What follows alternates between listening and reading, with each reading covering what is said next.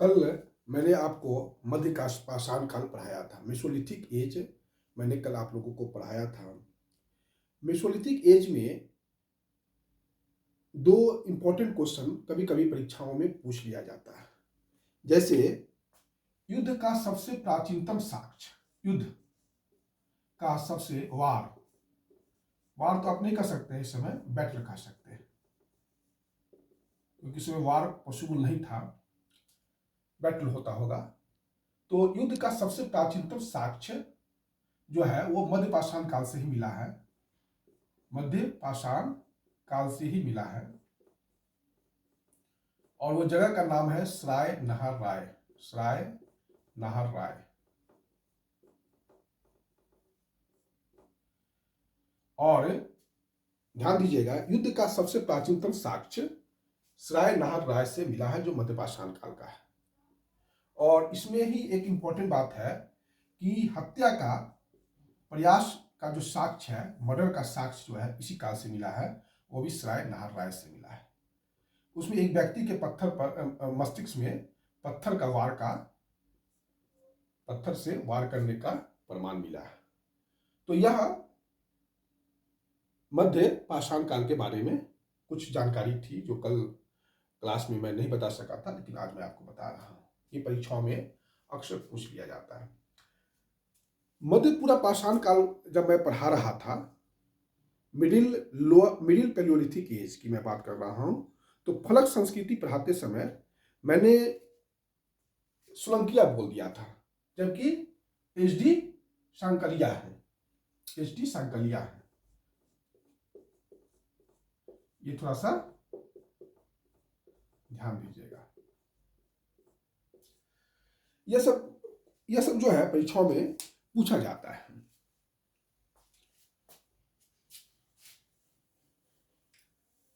एक जो important question कभी कभी पूछ लिया जाता है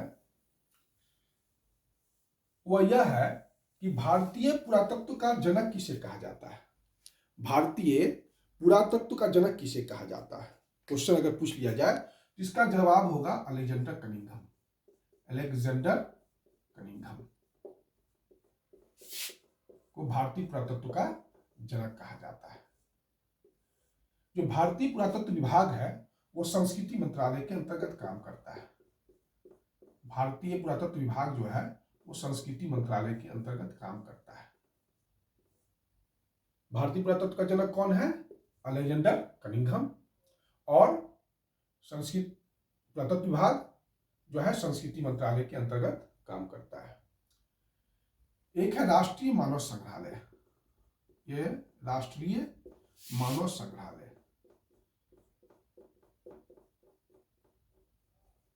यह कहाँ है? यह भोपाल में है। परीक्षाओं में कभी कभी पूछ लिया जाता है। इसी का नाम इंदिरा गांधी राष्ट्रीय मानव संग्रहालय है। इंदिरा गांधी के नाम पर इसको रखा गया है। ये परीक्षाओं में पूछे जाने वाले कुछ प्रश्न हैं। मध्य पूरा पाषाण काल को आप लोग ठीक कर लीजिएगा। एच.डी. सांकलिया ने इसको फ्लैग कल्चर कहा था, उसको थोड़ा सा आप लोग ध्यान देके सुधार कर दीजिएगा। अब हम लोग आते हैं नव पाषाण काल में। अब हम लोग किस विषय पर आते हैं? नव पाषाण काल पर।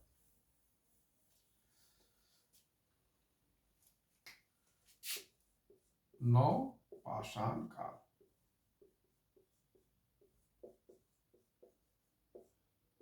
इसको इंग्लिश में क्या कहते हैं? Mesolithic age, sorry Neolithic age. इसको क्या कहते हैं इंग्लिश में? Neolithic as.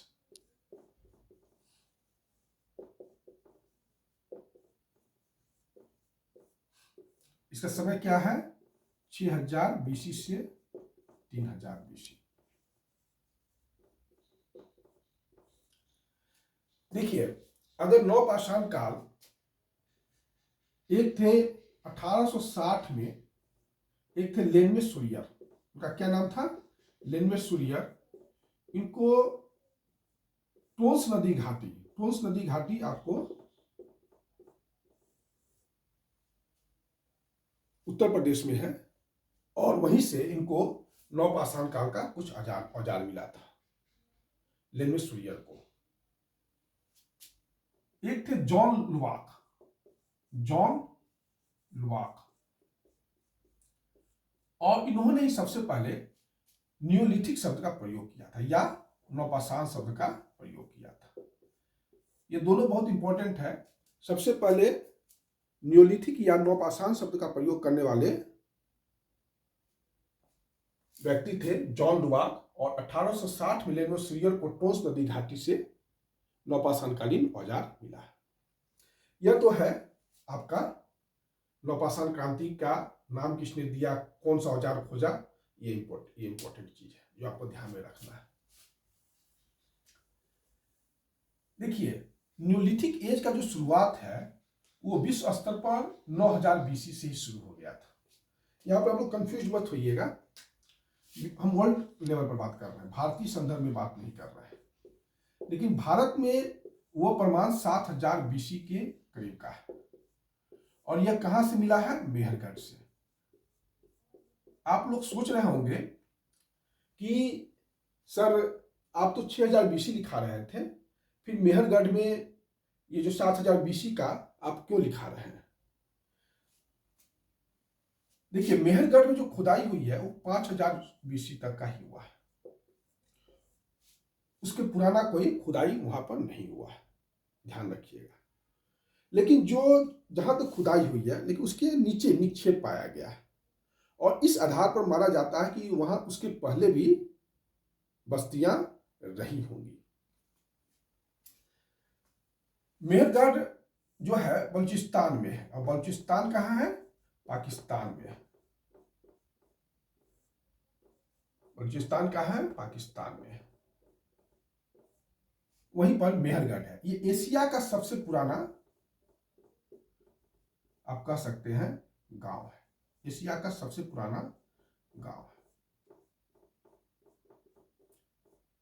ऐसे भारतीय धर्म ग्रंथ एशिया का एशिया का सबसे पुराना गांव या भारत का सबसे पुराना गांव जो है वह माना गांव को मानते हैं, माना गांव को मानते हैं। माना गांव उत्तराखंड में है। जब मनु ने जल प्रलय किया था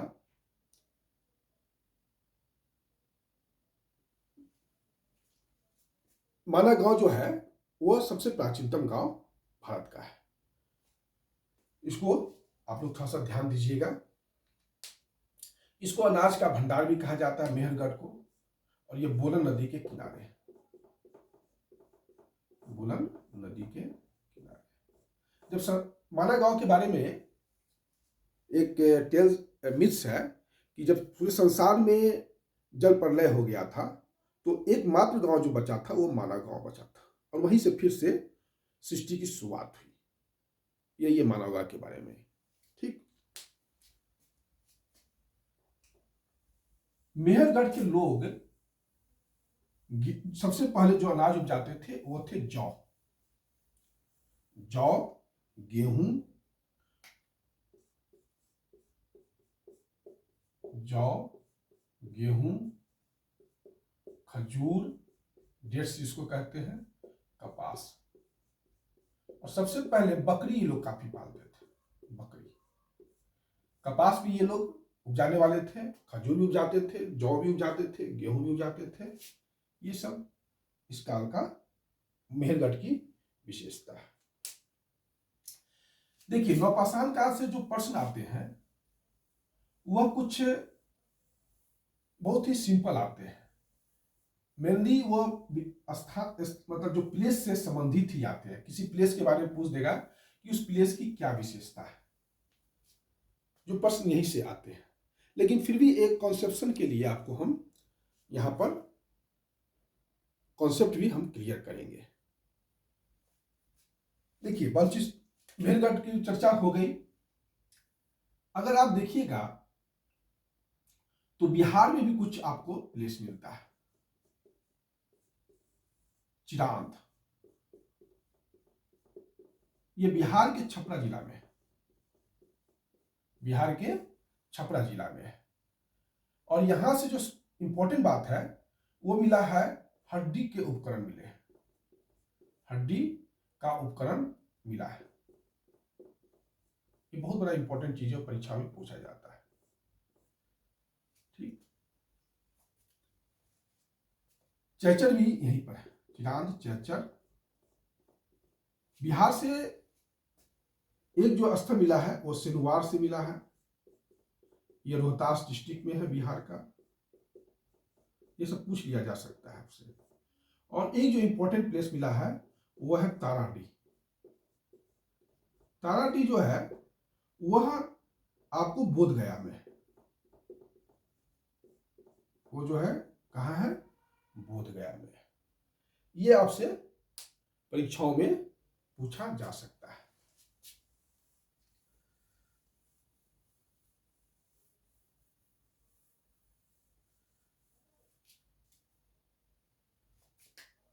असम और मेघालय से भी मिला है, असम और मेघालय से भी मिला है, मेघालय की गारो पहाड़ियों से भी मिला है। और दक्षिण जो उत्तर पूर्वी इलाका है, यहाँ की जो नौपाषाण संस्कृति की विशेषता है, ये दक्षिणी पूर्वी देशों से प्रभावित है, देश से प्रभावित है। यह असम और मेघालय की बात हो गई। कश्मीर में हमें दो जगह मिला, झेलम नदी की घाटी में दो जगह मिला है। कौन कौन जगह मिला है, तो बुरझोन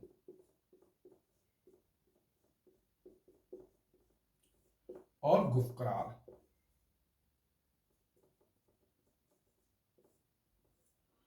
गुफकराल का अर्थ होता है कुम्हार की गुफा, कुम्हार की गुफा। और भोजपत्र, यहां पर बुझहोम उनका नाम इसलिए रखा गया कि यहां पर भोजपत्र जो है पहले होता था। भोजपत्र पत्ती एक पत्ता होता था, उस पर पहले लोग लिखते थे। बुरझों की विशेषता है कि, और गुफकराल की विशेषता है कि पत्थर को काट कर आश्रय बनाए गए थे, आश्रय बनाया गया था। हम बहुत ज्यादा डेप्थ में नहीं जाएंगे यहाँ पर, बस इतना ही बता देते हैं एक चीज है कि यहाँ पर आदमी और कुत्ता दोनों को साथ साथ मरने के बाद दफनाया गया है। ये विशेषता है। यहाँ के लोग कृषि करते थे बुरझोम के, और यहाँ पर पशुपालन गुफकराल की विशेषता। लेकिन आपसे इतना ही पूछेगा कि कहाँ पत्थर को काट के लोग बनते थे, तो बुरझोम और गुफकराल में। और बुरझोम की विशेषता है कि आदमी और कुत्ता को साथ साथ वहां दफनाया गया है। यह होगी आपको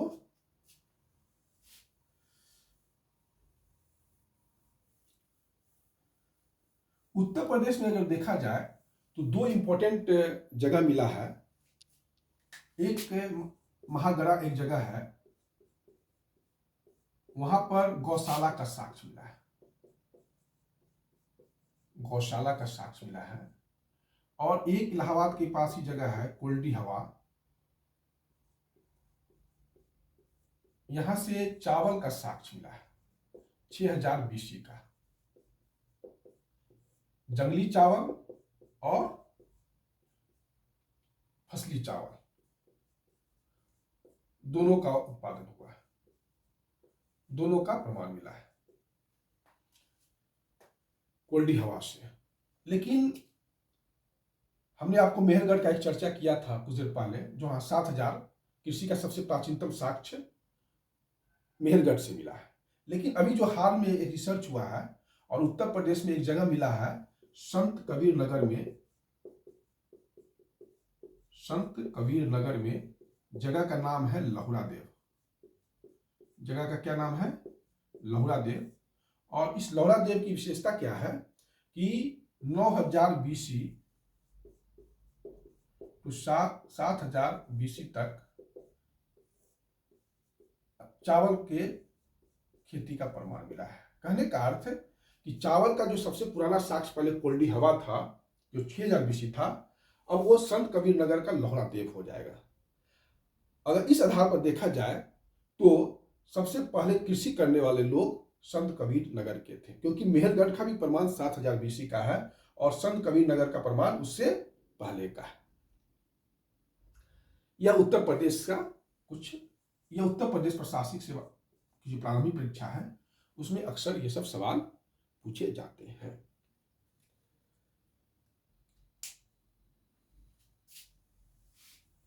नेक्स्ट जो है, हम दक्षिण भारत की ओर थोड़ा सा जाते हैं। दक्षिण भारत में जो नवपाषाण काल है वो देखा जाए तो 2500 BC से 1000 BC तक है। दक्षिण भारत के जो लोग थे उनकी सबसे प्रमुख विशेषता था, एक फसल का नाम है रागी। ये उत्तर भारत के नवपाषाण काल के लोग नहीं उपजाते थे, ये दक्षिण भारत के ही लोग उपजाते थे रागी। और एक जो था वो उसको कहते थे इंग्लिश में माउंट एस, राख का टीला। यह होता था कि मवेशी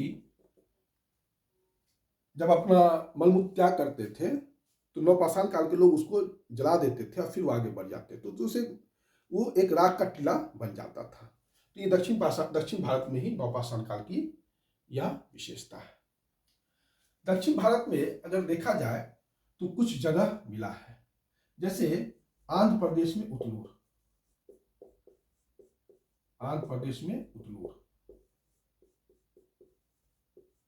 तमिलनाडु में पय्यमपल्ली, ये सब इंपॉर्टेंट है।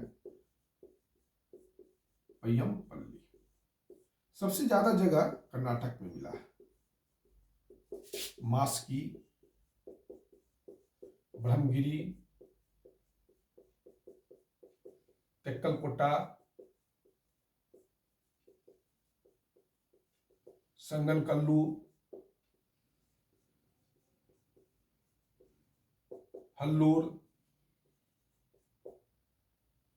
ये सब जगह कर्नाटक में मिले हैं। देखिए, अगर आपको बहुत दिक्कत हो याद करने में तो इसका एक अच्छा उपाय यह है कि आंध्र प्रदेश का उतनूर याद कर लीजिए, तमिलनाडु का पय्यमपल्ली याद कर लीजिए। यह नवपाषाण काल के स्थल है। तो बाकी देखिए, कभी कभी बहुत ज्यादा याद करने से प्रारंभिक परीक्षा में फैक्ट्स में एक दूसरे से मिलने लगता है। तो उसका अच्छा तरीका है कि जो ऐसी चीजों को याद कर लिया जाए कि जो कम याद करना पड़े और ज्यादा काम चल जाए हमारा। तो वहां पर सबसे अच्छा तरीका है स्मार्ट स्टडी में कि हम आंध्र प्रदेश का याद कर ले और तमिलनाडु का याद कर ले, क्योंकि एक एक प्लेस है। बाकी कहाँ होगा तो कर्नाटक में होगा। सिंपल सा है ना। ये दक्षिण भारत के नवपाषाण काल की बारे में जानकारी, ये सब आपसे पूछा जा सकता है, इसको ध्यान से रखिएगा। अब हम लोग कुछ और विशेष चीजों की, कुछ और नवपाषाण काल के बारे में चर्चा करेंगे। नवपाषाण काल के लोग पत्थर की कुल्हाड़ी बनाते थे, मानव के द्वारा बनाया गया सबसे पहला हथियार कुल्हाड़ी ही है, जो मैंने आपको निम्न पूरा पाषाण काल पढ़ाते समय बताया था। शायद हमारे प्राचीन भारत के एक नायक हैं परशुराम, जिनको आप लोग जानते होंगे, उनको कुल्हाड़ी से ही जोड़ा गया है। हो सकता है कि इन सब चीजों के पीछे हमारे नवपाषाण काल की पाषाण काल की जो संस्कृति है, जो उसकी प्रमुख हथियार है, उसके पीछे एक कारण रहा होगा। लेकिन इसका एकमात्र यही कारण है, यह हम निश्चय पूर्वक नहीं कह सकते।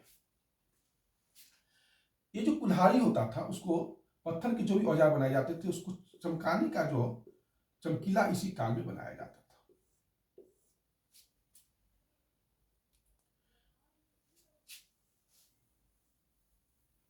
इस समय आप देखिए नवपाषाण काल में तो कृषि का शुरुआत हुआ। ये एक बहुत बड़ा क्रांतिकारी कदम था। कृषि का शुरुआत होने का, देखिए फसल तो पहले भी होते थे, वो जंगली फसल होते थे,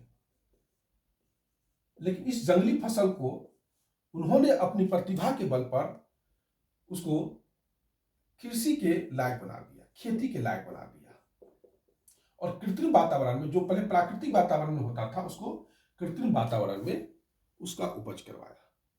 पशुपालन भी, सारे पशु पहले जंगली ही होते थे और उस पशु को इन्होंने पालतू बनाया।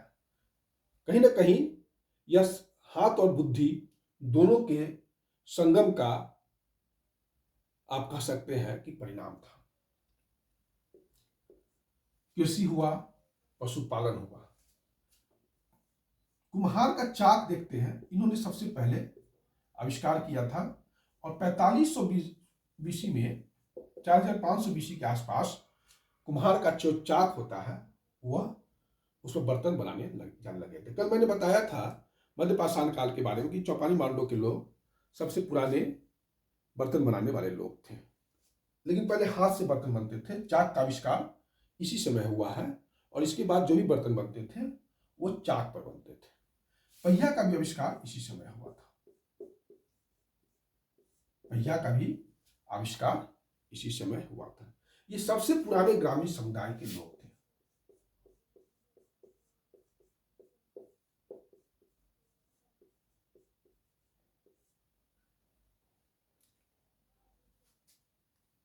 नवपाषाण काल को नवपाषाण कालीन क्रांति भी कहा गया है। नवपाषाण काल को नवपाषाण कालीन क्रांति भी कहा गया है। क्रांति किसी भी घटना को हम क्रांति तभी कहते हैं जब वो बहुत कम समय में होता है। क्रांति की दो ही शर्त होती है, जब वो बहुत कम समय में द्रुत परिवर्तन होता है, बहुत तेजी से परिवर्तन होता है और आमूलचूल परिवर्तन होता है। यह दो चीज इसमें होना चाहिए, तभी किसी चीज को हम लोग क्रांति कहते हैं।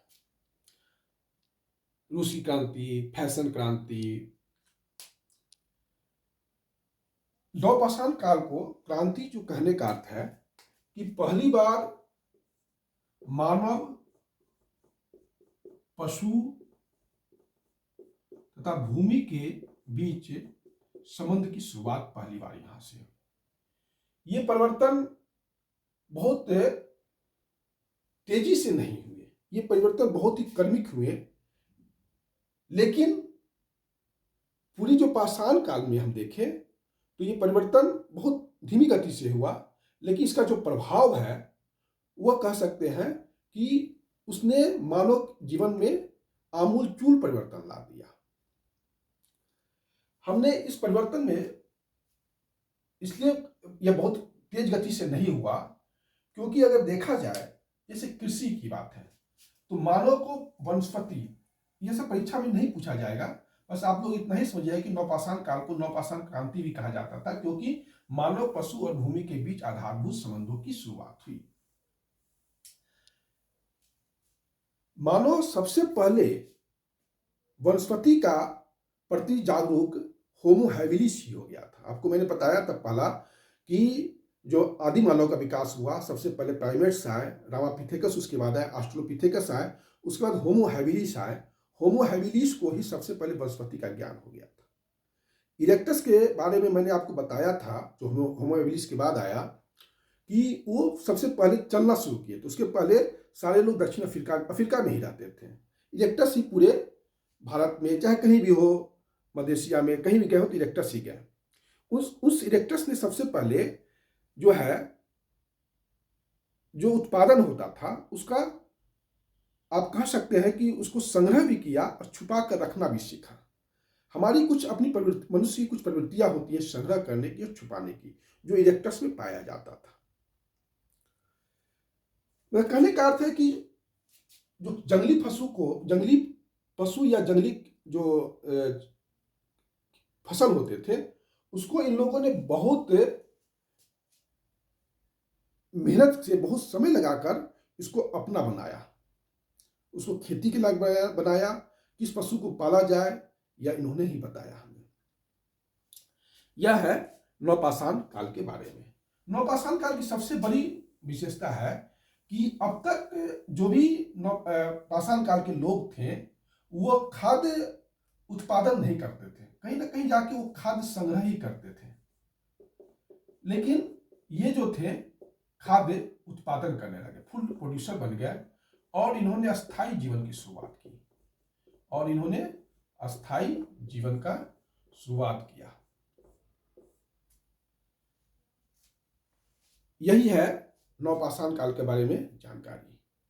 उम्मीद है कि यह कक्षा या लेक्चर आप लोगों को पसंद आया होगा। कोई भी आप लोगों को कमेंट करना है तो कमेंट बॉक्स है, वहाँ पर जाके आप लोग कमेंट कीजिए।